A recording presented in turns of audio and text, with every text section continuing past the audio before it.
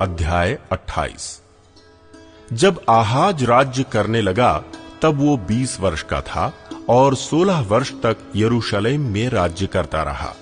उसने अपने मूल पुरुष दाऊद के समान काम नहीं किया जो यहोवा की दृष्टि में ठीक था, परंतु वो इस्राएल के राजाओं की सी चाल चला और बाल देवताओं की मूर्तियां ढलवा कर बनाई और हिन्नोम के बेटे की तराई में धूप जलाया और उन जातियों के घिनौने कामों के अनुसार जिन्हें यहोवा ने इस्राएलियों के सामने से देश से निकाल दिया था, अपने बच्चों को आग में होम कर दिया।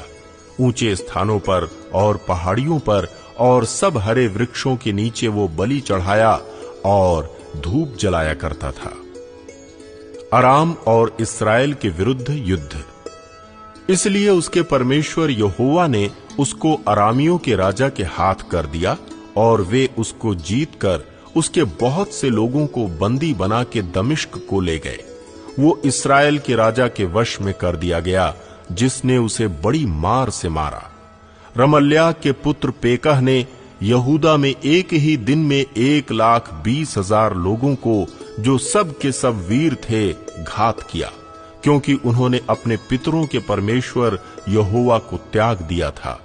जिक्री नामक एक यप्रैमी वीर ने मासेयाह नामक एक राजपुत्र को और राजभवन के प्रधान अजरीकाम को और एलकाना को, जो राजा का मंत्री था, मार डाला।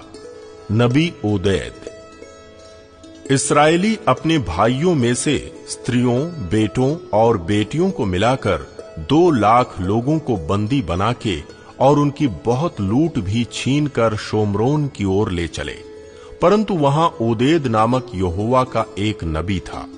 वो शोमरोन को आने वाली सेना से मिलकर उनसे कहने लगा, सुनो, तुम्हारे पितरों के परमेश्वर यहोवा ने यहूदियों पर झुंझलाकर उनको तुम्हारे हाथ कर दिया है और तुमने उनको ऐसा क्रोध करके घात किया जिसकी चिल्लाहट स्वर्ग को पहुंच गई है।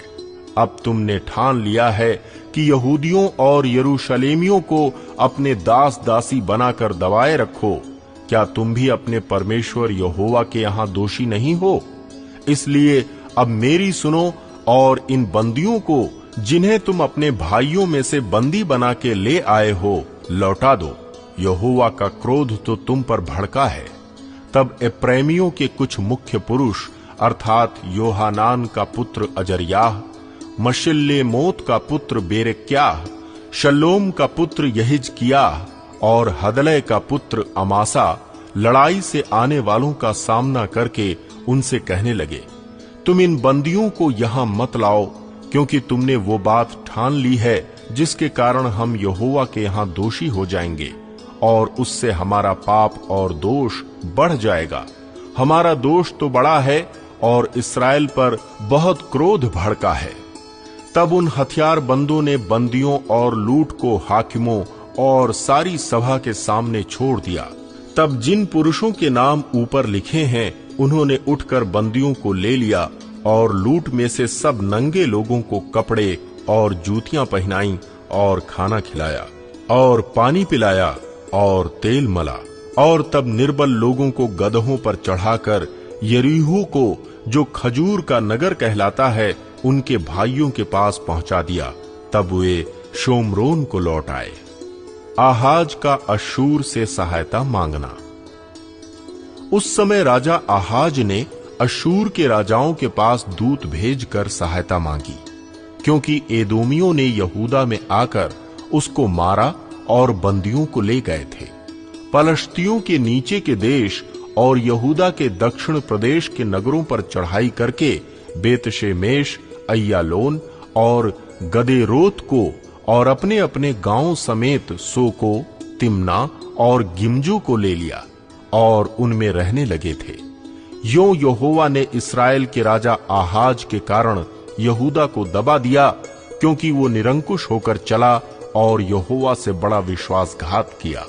तब अश्शूर का राजा तिलगत पिलनेसेर उसके विरुद्ध आया और उसको कष्ट दिया, धृण नहीं किया। आहाज ने तो यहोवा के भवन और राजभवन और हाकिमों के घरों में से धन निकालकर अश्शूर के राजा को दिया, परंतु इससे उसको कुछ सहायता ना मिली। आहाज के पाप और उसकी मृत्यु। क्लेश के समय राजा आहाज ने यहोवा से और भी विश्वासघात किया। उसने दमिश्क के देवताओं के लिए, जिन्होंने उसको मारा था, बलि चढ़ाया, क्योंकि उसने ये सोचा कि आरामी राजाओं के देवताओं ने उनकी सहायता की, तो मैं उनके लिए बलि चढ़ाऊंगा कि वे मेरी सहायता करें। परंतु वे उसके और सारे इस्राएल के पतन का कारण हुए। फिर आहाज ने परमेश्वर के भवन के पात्र बटोर कर तुड़वा डाले और यहोवा के भवन के द्वारों को बंद कर दिया और यरूशलेम के सब कोनों में वेदियां बनाई।